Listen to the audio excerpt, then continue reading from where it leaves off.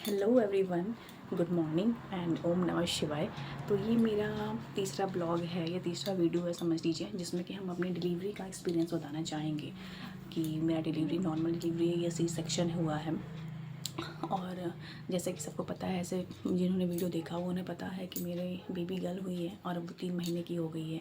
Actually हुई है वो 8 अक्टूबर को, तो अब 3 महीना 3 मंथ्स एंड प्लस हो गई है।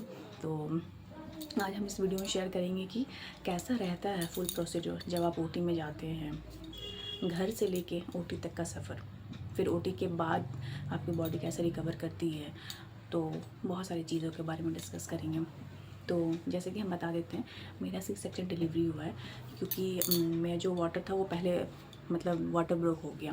तो इसलिए डॉक्टर का कहना था कि फिर आपको सी सेक्शन के लिए उनको जाना पड़ेगा, नॉर्मल डिलीवरी के लिए वो वेट नहीं कर पाएंगे। नॉर्मल डिलीवरी थोड़ा रिस्की हो जाएगा करके, बेबी को प्रॉब्लम हो जाएगा, तो इसीलिए वो सी सेक्शन के लिए ऑप्ट करते हैं।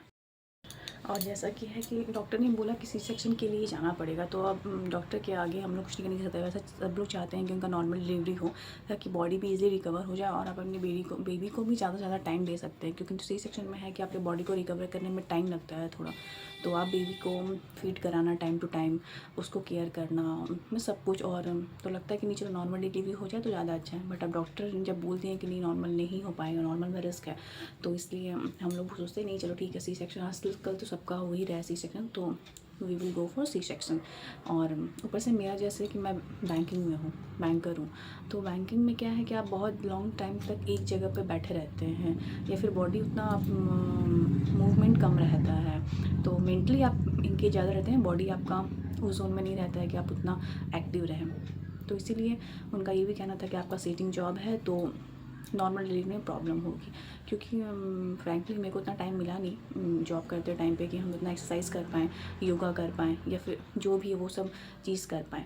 तो इसीलिए जो भी जितना पॉसिबल हो सका उतना किए। और उन्होंने बोला था कि अच्छा डाइट लेने के लिए, डाइट अच्छा था, बाकी जो मेडिसिन चलते हैं कैल्शियम, आयरन, प्रोटीन पाउडर और वो सब तो सब कोई करता ही है, वो सब लेते ही हैं। बट हाँ, कोई बोले कि योगा किए हैं, एक्सरसाइज किए हैं, तो वो हम कुछ भी नहीं किए हैं। नॉर्मली जो होता है कि हाँ घर में आप झाड़ू लगा रहे, पोछा लगा रहे, वो तो नॉर्मल है। But specially for normal delivery होता है कि बहुत लोग क्लासेस लेते हैं, बट वो हम नहीं लिए थे क्योंकि उतना टाइम नहीं था मेरे पास। क्योंकि मेरा 10 to 6 7 तक आपका जॉब है, फिर आप घर आओ, फिर आप खाना बनाओ, फिर आप अपने बॉडी को थोड़ा रेस्ट दो, फिर नेक्स्ट डे फिर सेम शेड्यूल है। सो उतना भी शुरू में टाइम निकाल पाना मेरे लिए थोड़ा मुश्किल हो सकता है। बहुत लोग हो सकता है कि हाँ वो अपना टाइम निकाल के, टाइम मैनेज करके करते हों, बट मेरे एंड में वो पॉसिबल नहीं हुआ। तो इसीलिए हम लोग सी सेक्शन के लिए जाते हैं। और मेरा ड्यू डेट था 18 अक्टूबर। डॉक्टर ने बोला था कि मतलब 18 अक्टूबर तक होगा आपका डिलीवरी, बट अचानक से वाटर ब्रोक हो गया, उस वजह से 8 अक्टूबर को ही मतलब वो मतलब तुरंत आपका सी सेक्शन डॉक्टर को करना पड़ा। और 8 अक्टूबर को जैसे कि उस टाइम नवरात्रि चल रहा था, मेरे हस्बैंड नवरात्रि का फास्टिंग करते हैं, वो हो गया 5 6 साल से वो नवरात्रि कर रहे हैं रेगुलर।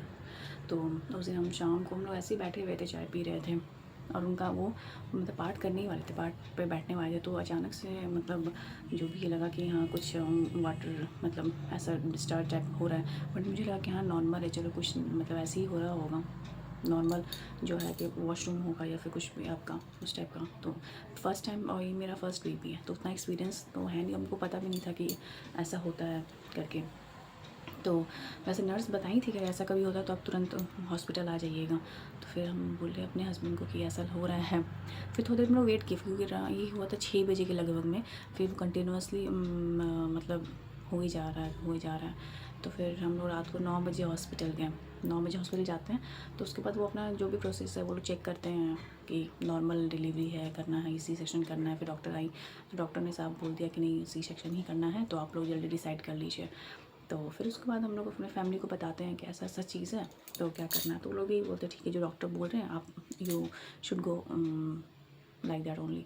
तो हम लोग उसके प्रोसीड करते हैं। फिर मेरी प्यारी सी बेटी हुई और 11 बज के कुछ मिनट में होती है वो। और जैसा कि होता है कि हाँ होती है, उस जाने टाइम तो नहीं लगता कि आपको इतना एक्साइटमेंट रहता है कि नहीं चलो डिलीवरी है, बेबी होने वाला है। तो बहुत ही एक्साइटमेंट, अलग लेवल वाला एक्साइटमेंट है। कुछ भी समझ नहीं आता, कोई भी इंजेक्शन लग रहा तो नहीं, उसके बाद में लगता है कि अरे इतना सारा इंजेक्शन लग गया, इतने स्टिचेस लगे हैं उसमें, इतना बड़ा स्टिच लगा हुआ, कितना बड़ा स्टिच लगा हुआ, तो लगता है देखने का कि अरे इतना, मतलब ऐसे छू के फील करते हैं कि अच्छा इतना बड़ा उसमें लगा हुआ था बैंडेज जैसा। तो लग रहा था कि यहाँ से निकली है। और जो फर्स्ट, जैसे बेबी का होता है ना फर्स्ट क्राई, वो आप जब फील सुनते हैं तो आप फील करते हैं कि मतलब बहुत बड़ा जो सफ़र होता है 9 मंथ्स का, वो एक मतलब होता है ना कि रिज़ल्ट, एज अ रिज़ल्ट आपको मिला है।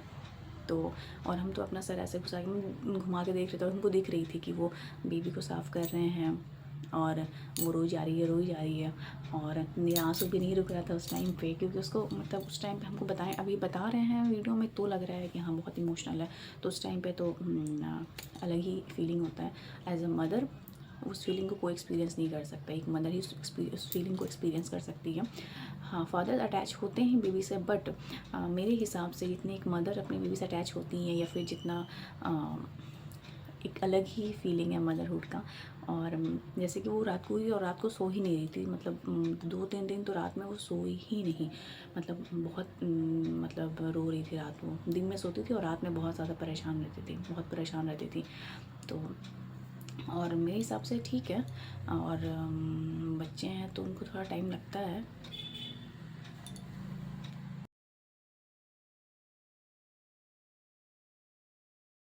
और छोटे बच्चे हैं तो उनको थोड़ा वो डाइट निकले हैं उनसे, तो उनको नया इन्वायरमेंट लगता है, तो थोड़ा उनको प्रॉब्लम होता है एडजस्ट करने में, तो उनको टाइम लगता है थोड़ा एडजस्टमेंट में। तो ठीक है, बट वो एक्सपीरियंस अलग है। और हम चाहेंगे कि ये आप लोग भी अपना एक्सपीरियंस शेयर करें, जिनका भी अभी हाल फिलहाल में बेबी हुआ है या पहले ही बेबी हुआ है। तो ये बहुत अच्छा लगता है, आप किसी के एक्सपीरियंस को जान रहे हैं कि वो एक्सपीरियंस कैसा है, उनका सी सेक्शन हुआ है, नॉर्मल डिलीवरी हुआ है, उनको कितना पेन रहा। सी सेक्शन में पेन होता है, बट वो इतना पेन किलर दे देते हैं कि आपको पेन नहीं समझ में आता है। हाँ, फर्स्ट जब आपको, जैसे मेरी डिलीवरी 8 अक्टूबर को हुई थी, और फिर 9 तारीख को डॉक्टर बोले कि आपको उठ कर बैठना है, तो उस टाइम पे पेन होता है, उस टाइम लगता है कि हाँ ये कुछ अंदर में हो रहा है। हम तो बार बार पूछते थे डॉक्टर से, कहीं सिलाई तो नहीं कट जाएगा, सिलाई तो नहीं कट जाएगा, डर रहे थे थोड़ा। बट डॉक्टर बोले कि नहीं कुछ नहीं होगा, आप आराम से बैठिए, कोई दिक्कत नहीं। तो नर्स लोग वो सपोर्ट दे के, या बेड को ऐसे इंक्लाइन करके आपको सपोर्ट दे के वो बैठाते हैं करके। फिर फर्स्ट वॉक जो रहता है, फर्स्ट वॉक जब कर पाते हैं तो थोड़ा पेन होता है, बट जब आप बेबी को दिखते हैं तो वो सारा पेन आपके लिए कम हो जाता है। और सी सेक्शन में है कि आपको रिकवरी भी में टाइम लगता है। नॉर्मल डिलीवरी में यही है कि आपका रिकवरी अच्छे से हो जाता है, मतलब उसमें आप इज़िली रिकवर कर लेता है आपका बॉडी। तो आप लोग बताइएगा ये वीडियो आप लोग को कैसा लगा, और आप लोग भी अपना एक्सपीरियंस शेयर कीजिएगा डिलीवरी का।